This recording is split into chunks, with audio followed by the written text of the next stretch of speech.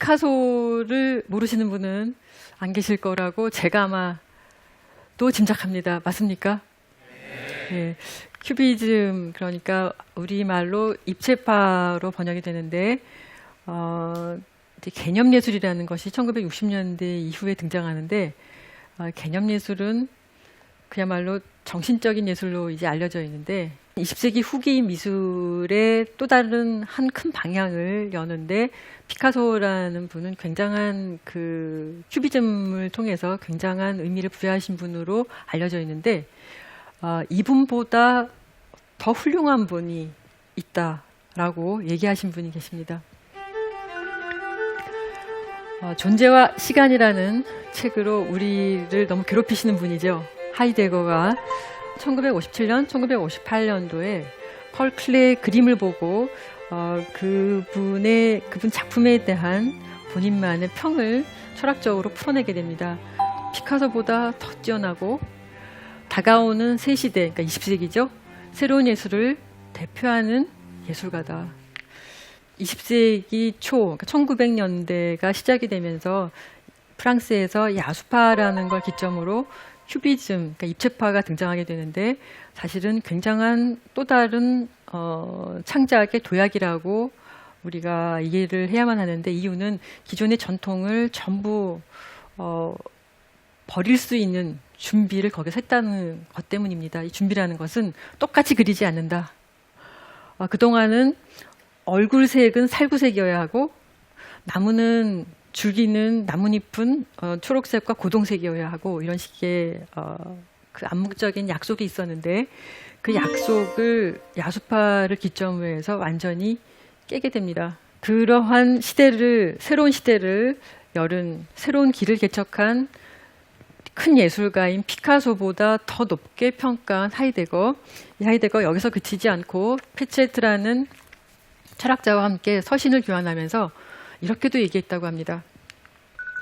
클레와 함께 우리 시대, 그러니까 동시대 예술은 변하고 있다. 우리 모두 아직 보지 못했던 그 무언가를 적중한 바로 그런 예술을 해내고 있다. 이렇게 평가를 합니다. 칭찬을 좀처럼 안 하시는 분으로 알려져 있는데 굉장한 칭찬이죠.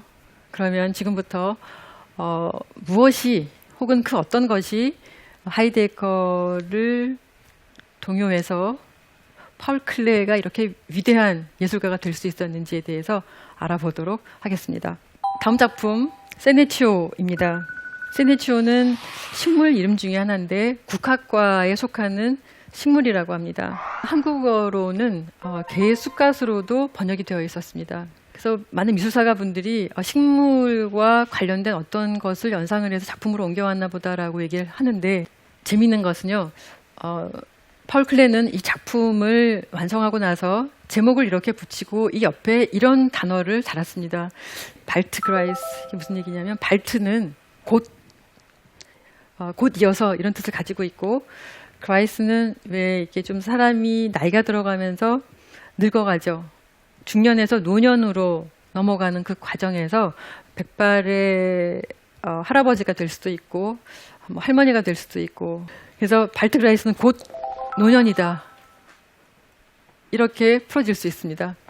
그래서 제가 도대체 몇 살에 이 작품을 그리셨길래 곧 노년이다라고 제목을 붙이셨는지가 궁금해서 연도를 아까 제가 태어나신 연도와 비교를 했더니 43살에 이 그림을 그리셨어요. 중년이 바라본 노년의 색과 분위기가 이런 것이지 않았을까라고 우리가 추측해 볼 수 있을 것 같습니다. 국학과의 꽃 한번 보시죠, 여러분. 마지막에 요 하얀 부분은 마치 민들레 꽃이처럼 벌어지죠.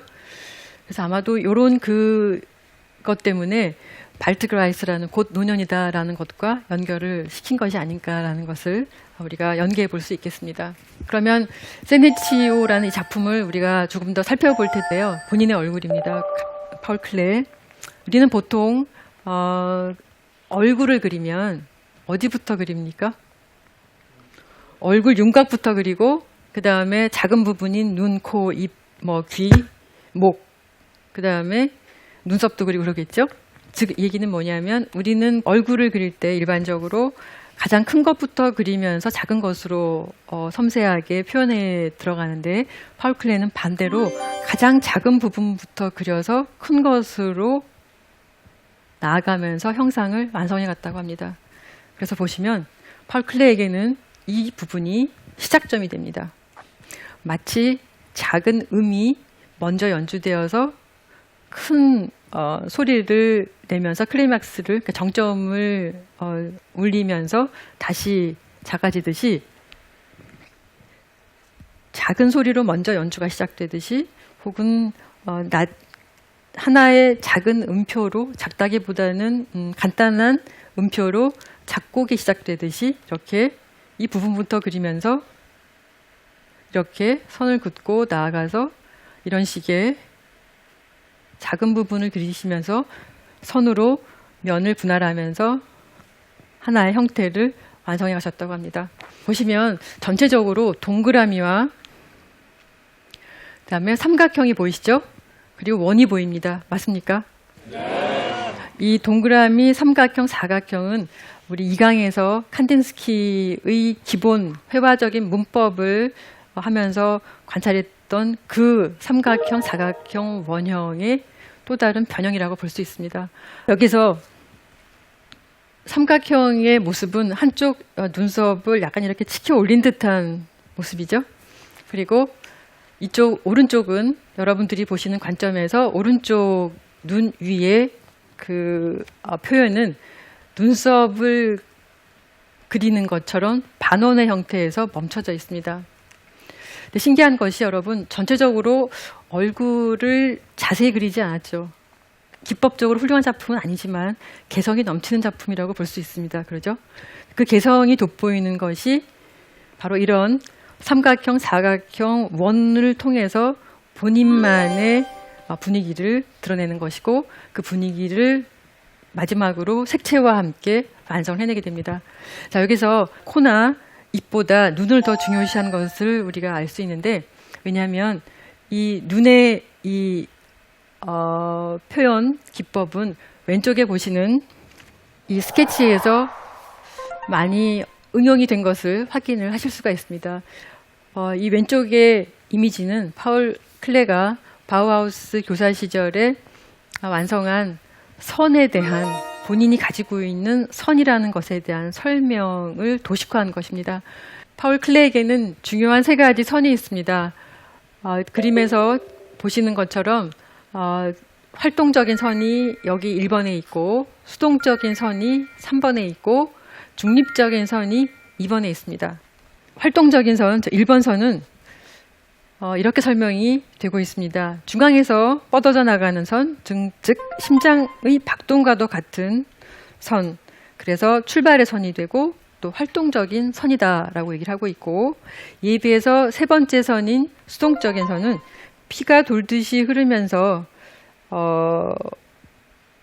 어떤 작용이 있어야 움직이는 선, 그래서 심장 박동에 의해서 움직이기 때문에 간접적인 힘을 받아서 움직이는 것이죠. 자의적인 것이 아니기 때문에 수동적인 선, 그리고 그 사이를 잇는 2번의 선, 중립적인 선, 이렇게 얘기를 합니다. 그러면서 클레는 1번의 선인 활동적인 선을 자유롭게 뻗어나가면서 스스로의 의지에 의해서 산책하듯이 나가면서 정해진 목적 없이 출발할 수 있는 선, 그러니까 강인한 의지의 선이 됩니다.